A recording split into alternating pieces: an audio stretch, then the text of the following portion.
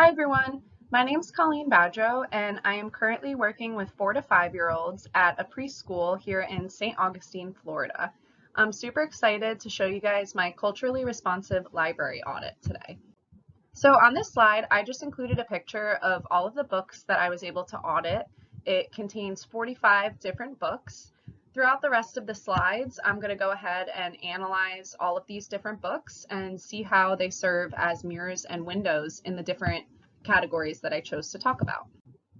So the first category I want to cover is gender. Within my classroom, I work with about 16 different students. 52% of them are female, while 48% of them are male. Now, within the 45 books that I audited, we have some different percentages. So 30% of the characters were female, 32% of them were non-human, 36% were male, and 0% were non-binary. I think that the category of gender did pretty well as a mirror for the kids in my class, as it showed an even amount of male, female, and non-human categories. Where I think there's a lot of room for improvement is books that create a window for these kids to see non-binary and transgender characters. So this would allow for students to read a book about someone that's non-binary and have a window into a different way of living and a different type of gender identity. So I decided to give about 2 book recommendations for gender. I think that these 2 recommendations will expand my classroom library to make it more inclusive of non-binary and transgender people's experiences. This is going to create a great window for the kids to see some different types of people and characters. So the first one I included is I Am Jazz. This is based on the story of a trans child, and it's actually based off of Jazz Jennings' actual life. I also included Introducing Teddy. This is a great book that talks about gender identity and can help students to really understand what gender identity means. So for the category of race, I included a little graph so that you could easily digest all of the different categories that we have here. In terms of characters who are Black or African American, we had a total of 9 within all of the books in the classroom. For characters who are Asian or Asian American, we have 4.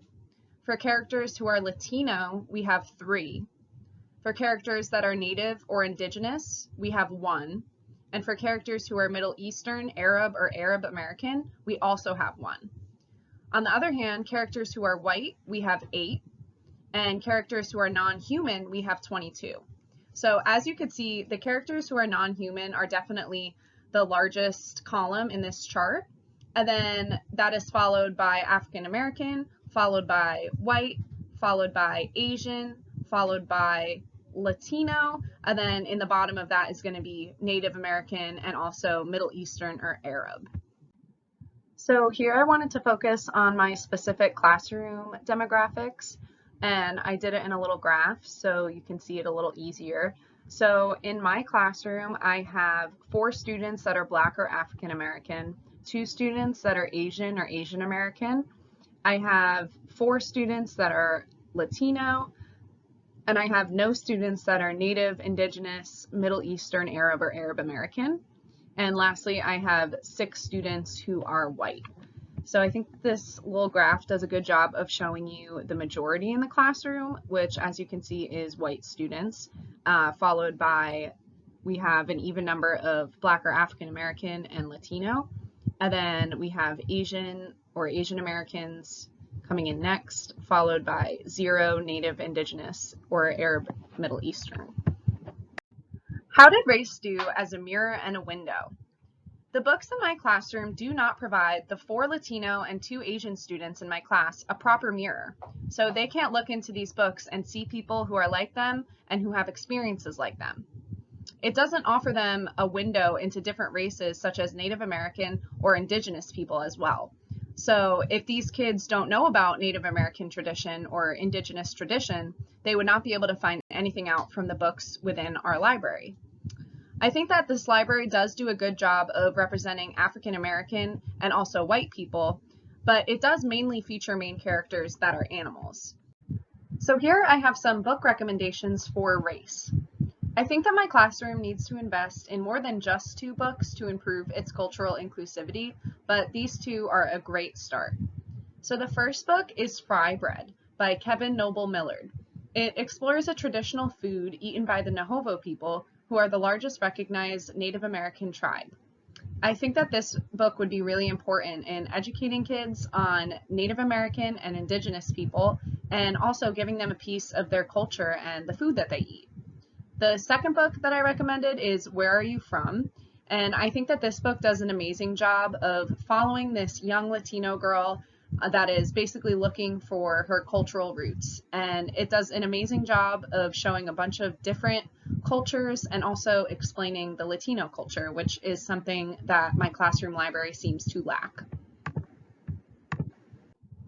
The next category that I chose to talk about was family structure. Now, this category was a bit surprising to me because out of all of the 45 books that I audited, only 3 showed a family structure other than a mom and a dad. None of the books featured any parents within the LGBTQ+ community or any single parents. So, while many of the books create a mirror for those who have a mom and a dad, it does not create a window for them to view experiences that are different than theirs. It also does not allow students with single or divorced parents to have a proper mirror to look into and understand that people have the same experience as them. The book to the left is one that is in our library in the classroom, which is one that I'm happy we have, and it's called All Kinds of Families. It basically talks about how families can come in all different shapes and sizes. So while this is a great book to have in the classroom, I really think that we need to have some more books that show a different family structure than just a mom and a dad. Moving on, I have some book recommendations for family structure. The 2 recommendations to the left will help create a window for those with a 2-parent family structure and a mirror for those with a different structure, such as a single parent or divorced parents. So as you can see, I included a book called Dinosaurs Divorce, and this basically tells the story of a dinosaur whose parents get divorced, and it also outlines many different coping strategies that this little dinosaur uses to work through the situation. The second book I included is Love is a Family, and it features a single mom and her daughter, and it shows that their family structure is just as valid as anyone else's. Now I want to move on to the next category that I chose to talk about, which is disability. So out of the 45 audited books, only 3 feature a character with a disability, and only 1 feature this character as a main one. So while my classroom does not have any student that is disabled, it's still really important that they're offered a window into what it's like to have a disability. To the right is the one book in our library that does feature someone with a disability as the main character, which is Meeting Mimi. This is an amazing book, and I just wish that we had a couple more like it within our classroom library. So here I have 2 more book recommendations for disability. Again, these recommendations will expand my classroom library and open windows for the abled students in my class to see that some kids have a very different experience from them. So the first book that I recommended here is called Katie Can by Erin Palmer, and it follows the story of Katie, who has Down syndrome. I think it does a great job of showing that just because someone has special needs, it doesn't mean that they're super different from everyone else. And it also doesn't mean that they are not able to do all of the things that an abled kid would be able to do. The second book that I included is What Happened to You, and this book is by James Catchpole and Karen George. And I think that this book does a really great job of showing how we should have conversations with someone that has a disability and how we can remain respectful and also kind of respect their boundaries when we're talking about their disability or we have questions. And I think this would be great for students in my classroom to understand. So now I want to talk a little bit about religion, which is the next category I chose to speak on. This is one that I think needs a lot of improvement within my classroom library. There are only 2 books within my classroom library that contain any kind of religious activity. These 2 books only cover Christianity. So while these 2 books serve as a mirror for the Christian students in my classroom, it does not create a proper window for them to see different experiences. Now, along with this, it doesn't create a mirror for those children that are practicing different religions.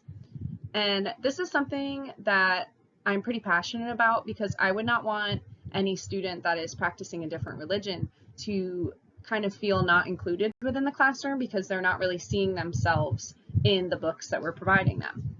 So I think that in the next slide, I'll show you a couple books that I think would be really helpful to have in our classroom library, and that could serve as mirrors for students that practice different religions. So on this slide, I included 2 book recommendations for religion. So the 2 recommendations include Where's Buddha by Marissa Ware and Let the Whole Earth Sing Praise by Tomi DePaula. The first book will do a wonderful job of exposing the children to a religion that they may not be familiar with, which is Buddhism. This will form a great window for them. It may also serve as a mirror to those that are Buddhist.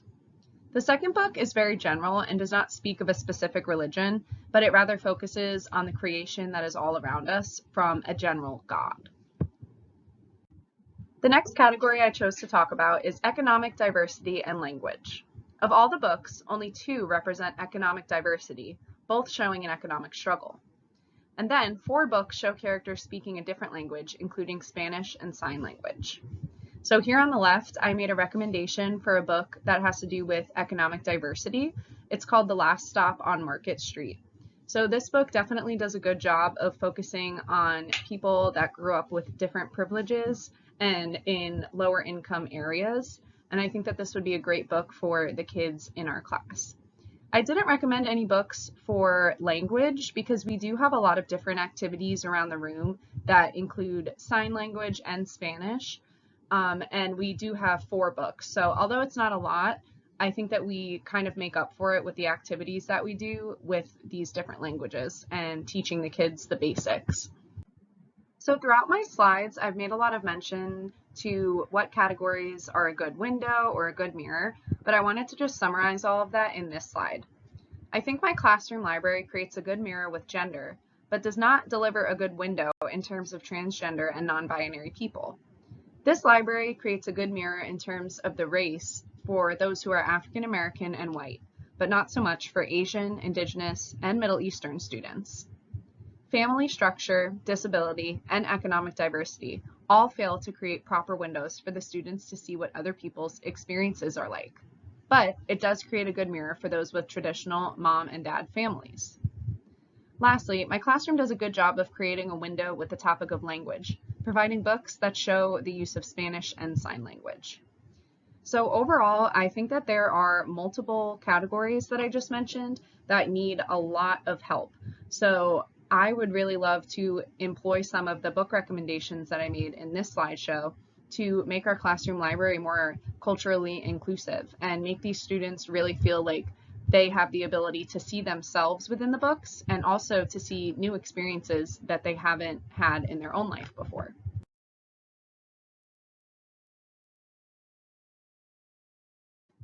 Thank you guys so much for listening to my library audit. I really look forward to listening to all of yours and giving some feedback on it. Thanks again. Bye.